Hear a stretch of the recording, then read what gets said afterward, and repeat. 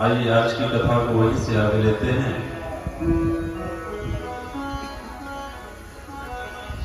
बारात द्वारिकापुरी के लिए प्रस्थान करती है।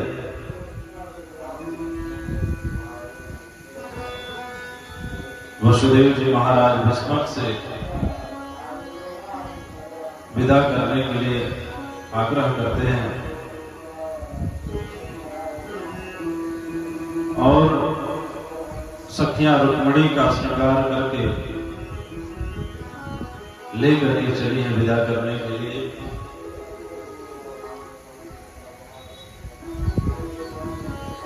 बाबा श्री महाराज भीष्मक अपनी बेटी को विदा करने के लिए चले हैं।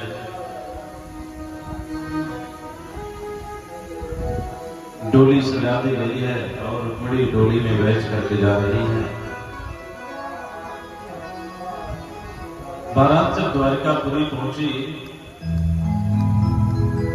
तो वहां पर स्वागत की तैयारी की गई है।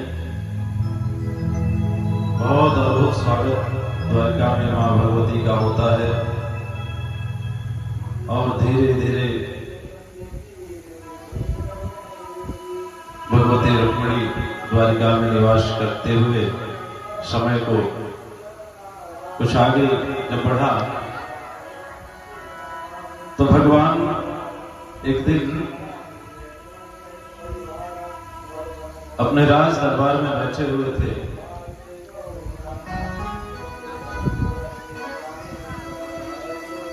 और भगवान समस्त द्वारिका वासियों का हाल समाचार ले रहे थे। उसी समय एक दूत आया है और दूत ने आकर के भगवान से कुछ सूचना दिया। भगवान पूछे क्या समाचार है द्वारिका के लोगों का। तो दूत आकर के कहता है महाराज तमाम प्रकार की बातें लोग द्वारिका में आपके प्रति कर रहे हैं। तो भगवान ने पूछा क्या हुआ। तो बोले कि राजा सत्राजित का भाई प्रसेन शमयंतक मणि लेकर के शिकार करने के लिए गया हुआ था और जंगल गया तो सही लेकिन वापस लौट के नहीं आया। और सब लोग कह रहे हैं कि महाराज द्वारिकाधीश ने उस शमयंतक मणि के कारण प्रसेन का वध कर दिया है।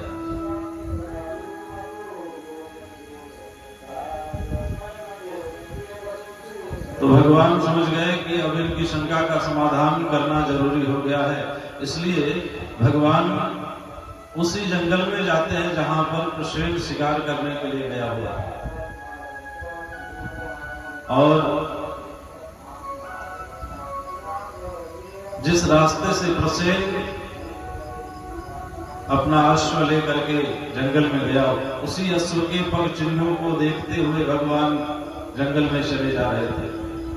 आगे चल करके कुछ दूर के बाद अश्व के पग चिन्ह समाप्त हो गए। तो भगवान ने सोचा कि अब आगे इसके आगे कैसे जाएं। तो देखते क्या है कि एक शेर के पैरों के निशान मिल रहे हैं। तो उसी शेर के पैरों के निशान को पकड़ते हुए जब आगे गए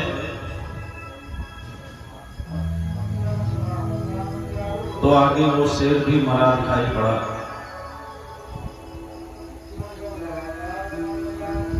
अब वहीं से एक वृक्ष के पैरों के निशान जब मिले तो भगवान उसी वृक्ष के पैरों के निशान के पीछे पीछे जाने लगे। वो निशान एक गुफा में जाकर के समाप्त हुआ और जब गुफा के अंदर भगवान प्रवेश किए तो देखते हैं एक सुंदर स्त्री उस मणि को लेकर के खेल रही थी और उस मणि को जब भगवान ने देखा तो कहने लगे देवी ये मणि आपको कहां से मिली, ये मुझे दे दीजिए। तो जामवंती उस मणि को लेकर के अंदर चली गई। कहीं नहीं मेरे पिता ने ये मणि लाकर के मुझे दिया है। वही मुलाकात होती है भगवान के जामवंत जी से। तो जामवंत जी ने कहा कि आखिर आप कौन हैं और ये मणि क्यों मांग रहे हैं? तो भगवान ने अपना परिचय दिया, मैं द्वारिकाधीश श्री कृष्ण हूं और इस मणि के चोरी का मेरे ऊपर आरोप लगा हुआ है, इसलिए मैं इस मणि को लेने के लिए आया हूं। जामवंत जी ने कहा कि इस मणि को तो मैं एक सिंह से लेकर के आया हूं, तो आपको मणि ये मैं नहीं दे सकता। अंत में जामवंत जी और भगवान के बीच युद्ध शुरू हो जाता है और खूब घमासान युद्ध होता है दोनों लोगों में। भगवान ने देखा कि ऐसे मानने वाले हैं नहीं, सो भगवान ने एक मुक्का कस के मारा है, एक मुष्टिका प्रहार से जामवंत जी मूर्छित हो गए। और जब जामवंत जी को मूर्छा आई तो तुरंत जामवंत जी भगवान को प्रणाम करने लगे। बोले, प्रभु इतने देर से क्यों आप अपना परिचय नहीं बता रहे थे? मैं अब आपको पहचान लिया, अब आप अपने वास्तविक स्वरूप में आ जाएं महाराज। तो भगवान श्री कृष्ण ने कहा, जामवंत कैसे पहचाना तुमने? तो जामवंत जी बोले कि जब याद करिए वो समय जब आप जा रहे थे अयोध्या छोड़ करके, तो आपने मुझसे कहा था कि जब किसी के मुष्टिका प्रहार से जामवंत मूर्छित हो जाना तो समझ लेना कि वो प्रहार किसी और का नहीं, मेरा स्वयं का है, इसलिए मैं आया हूं। सो भगवान ने अपने उस त्रेता के अवतार का दर्शन करवाया है। जामवंत जी भगवान के दर्शन को करके प्रसन्न हो रहे हैं। भगवान को वो समयंतक मणि सहर्ष प्रदान कर दिया है।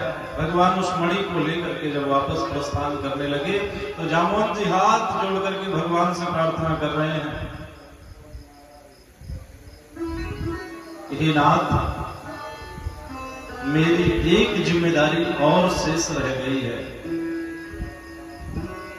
मेरी एक बेटी है जामवंती, यदि आप इसे स्वीकार कर लें तो मैं अपनी समस्त जिम्मेदारियों से मुक्त हो जाऊंगा।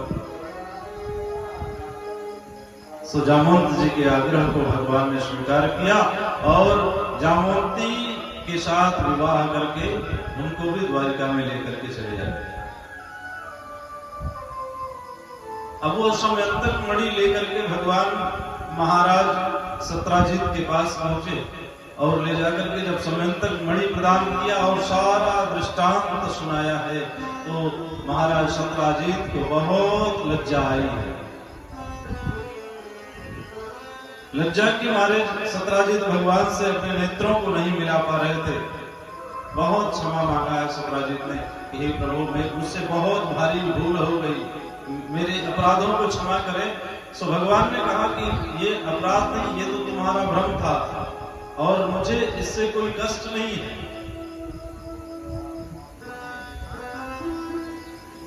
मैं तुमसे नाराज नहीं हूं।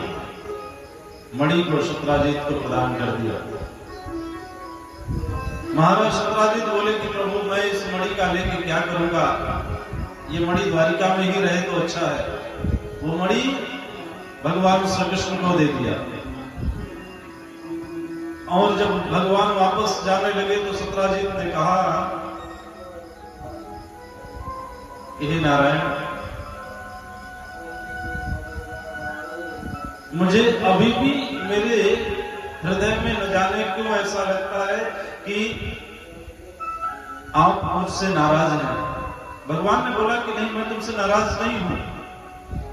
बोले कि यदि नाराज नहीं है तो मुझे ऐसा आभास क्यों नहीं हो रहा है। सत्राजित ने कहा कि मेरी बेटी सत्यभामा को यदि आप स्वीकार करें तो मुझे ये पूर्ण विश्वास हो जाएगा कि आप मुझसे रुष्ट नहीं हैं। सो भगवान ने सत्यभामा के साथ विवाह किया है और सत्यभामा को लेकर के द्वारिकापुरी में प्रवेश कर जाते हैं। कुछ दिनों के बाद भगवान ने देखा कि एक राक्षस है भौमासुर, 16,108 कन्याओं को बंदी बना करके अपने कारागार में डाला है। सो भगवान भौमासुर से युद्ध करने के लिए चले हैं। उन कन्याओं को आजाद कराने के लिए भौमासुर का वध किया है भगवान ने, और 16,108 कन्याओं को कारागार से मुक्त करवा दिया। और ये 16,108 कन्याएं जब कारागार से मुक्त हुई तो आत्महत्या करने के लिए जाने लगी। भगवान ने पूछा, क्यों आत्महत्या करने जा रही हो, अपने घर वापस चली जाओ। उन कन्याओं ने कहा कि हे गोविंद, हे महाराज, यदि हम घर को वापस भी जाएंगे ना तो मेरे घर वाले कहेंगे कि किसी के कारागार में इतने दिनों रह करके आई है, सो मुझे कोई स्वीकार नहीं करेगा।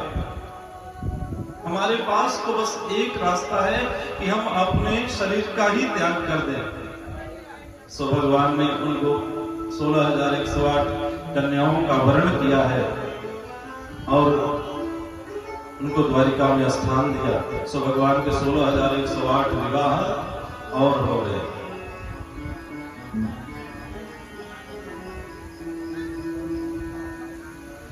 धीरे धीरे समय का चक्र ऐसे ही बीतता रहा। एक दिन रुक्मिणी भगवान के चरणों की सेवा कर रही थी। सो रुक्मिणी के मन में एक विचार आया कि मैं भगवान को सबसे ज्यादा प्रेम करती हूं। तो रुक्मिणी ने भगवान से कहा कि हे गोविंद, हे स्वामी, मुझे ऐसा आभास होता है कि मैं आपको सबसे ज्यादा प्रेम करती हूं, मुझसे ज्यादा कोई प्रेम आपसे कर ही नहीं सकता है।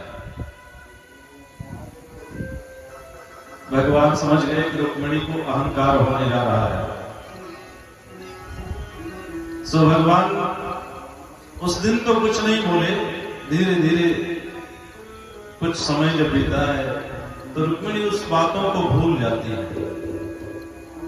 और उसके बाद एक दिन सुबह हुआ और भगवान सुबह होते ही दर्द के मारे जोर से कराहने लगे। अब भगवान को जब दर्द होने लगा तो पूरा का पूरा मंत्रिमंडल इकट्ठा हो गया, सब रानियां इकट्ठी हो गई।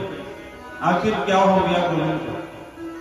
सब लोग आकर के पूछने लगे कि महाराज क्या हो गया आपको, क्यों आपको दर्द हो रहा है? भगवान ने कहा कि न जाने क्यों आज सुबह उठते ही मुझे पेट में बहुत जोर का दर्द हो रहा है।